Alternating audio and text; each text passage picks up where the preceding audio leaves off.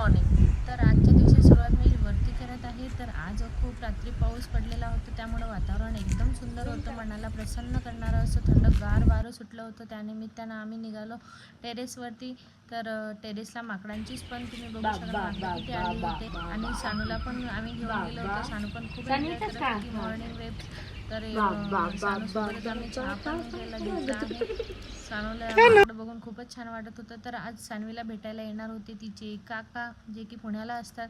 तर त्यांचं अचानकच यायला ठरलं. तर त्यांना मी मस्त जेवण बनवले. बिट्ट्या वांग्याची भाजी, वरण भात, पोळी आणि मटाची उसळ बनवली. स्वयंपाक बनवून झाल्यानंतर लगेचच जिजू पण आले. तर इथे बघा जिजू स्माईल करत आहेत. तर त्यांनी आल्यानंतर आले, मस्त ते फ्रेश झाले, अंघोळ वगैरे झाले आणि लगेचच त्यांना जेवायला दिले. त्यांना परत जायचं होते गावाकडे.